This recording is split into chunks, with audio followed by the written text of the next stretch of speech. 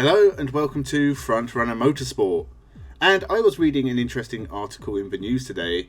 Apparently Felipe Massa is going to be launching a legal challenge to the 2008 Formula 1 World Championship. Now this is all based off the Singapore Grand Prix of 2008, the first ever Singapore Grand Prix, which, if you remember, Nelson Piquet Jr. crashed on lap 14. And because Fernando Alonso was the only car to have been into the pits to refuel at that point, he got a massive advantage and eventually he would win the race. Now, as an outcome of that race, Lewis Hamilton finished third, whilst Felipe Massa had an issue in his pit stop. I think Ferrari released him too early and he dragged his fuel hose down the pit lane, and I think he may have cut someone up, possibly Adrian Sutil.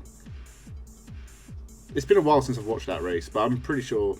I think it was a dodgy pit stop. He had to stop at the end of the pit lane, have his fuel hose removed, and I'm pretty sure he got a penalty. So he finished down in 13th and got no points anyway.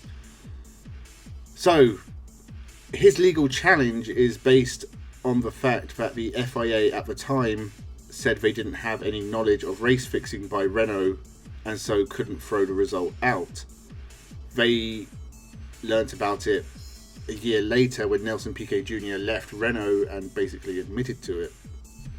And then there was obviously court stuff with that as well, and ended with Flavio Briatore being banned for, was it for life? Or just a very long time? We haven't seen him around anymore anyway, so pretty much for life. Now, if that result had been thrown out, Lewis Hamilton scored 6 points in that race. So he won the championship by a point. Get rid of the Singapore Grand Prix. Felipe Massa is champion. Now, the reason it's come up 15 years later is because Bernie Ecclestone recently has made some comments suggesting that he and Max Mosley knew at the time. Now, he has said there's an unwritten rule there.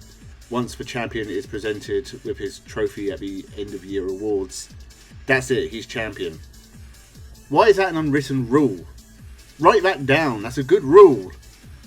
And so, to avoid embarrassment, it was kind of just ignored. And apparently Felipe Massa did consult Ferrari lawyers at the time, who suggested to him that it was pointless trying to chase it. So with this new revelation, it's obviously very embarrassing for the FIA, as most things are these days. But will Felipe Massa actually be successful in his legal challenge? It's hard to imagine so. It's just too long ago. 15 years. Most of the people involved are, well, Max Mosley's dead. Bernie Ecclestone is hardly a reliable source these days. But if they did have knowledge at the time, it is a really bad look for the FIA. And given that Felipe Massa never won a world championship and has not actually won a race since 2008, I don't think he really has anything to lose by at least pushing for some compensation. I think it would be very unlikely that he'd be given the 2008 championship, but financial compensation, maybe it's worth something. And for the FIA, you know, if they get punished for things they've done wrong and forced to do things better, that's a good thing too. Although they don't really seem to take those lessons to heart. It does bring about an interesting point for Hamilton though, because if he did lose the 2008 championship as well, he'd only be a 6-time champion.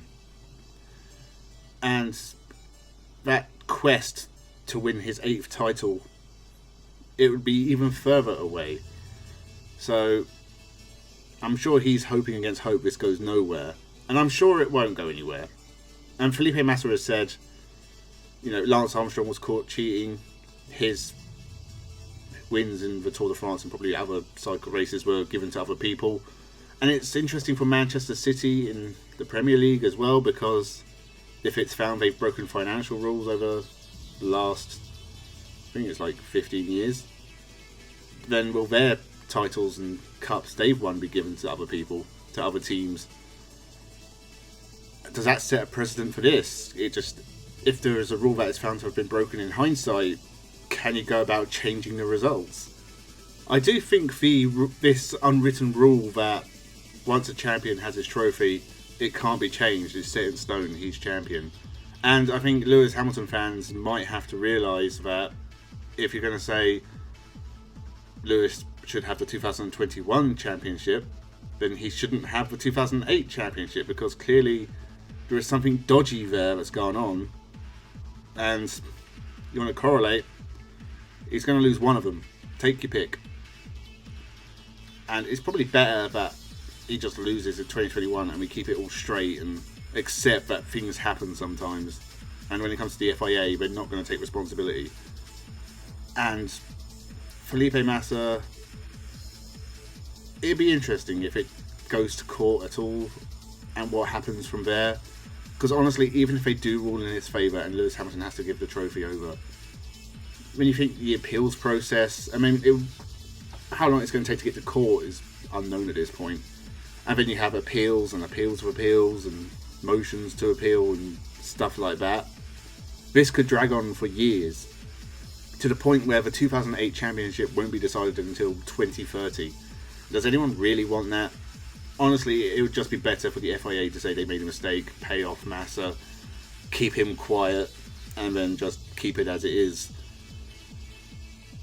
And if it does go to court, I think it will drag the reputation of Formula 1 through the mud. Obviously, no one likes things like this to happen. I mean, you kind of just want straight racing. And if the race was just settled on the racetrack, then that's fine, it's done. Hamilton won the championship. Singapore was a mess, but it can't be helped. It was just a very difficult situation at the time.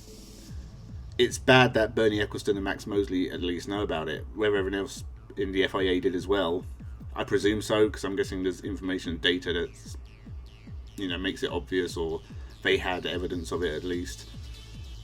If that's the case, it's bad, but it's mostly on Max Mosley and Bernie Ecclestone, who probably weren't good people anyway. And obviously, the question of a time limit for these things.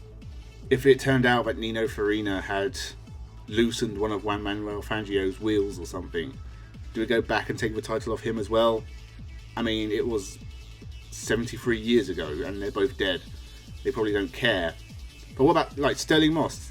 Say the family of Sterling Moss decide that actually, even though Sterling Moss convinced the race officials not to disqualify Mike Hawthorn at the Portuguese Grand Prix in 1958, he should still have been disqualified. So actually, they'd actually like that result overturned, and Sterling Moss would be champion.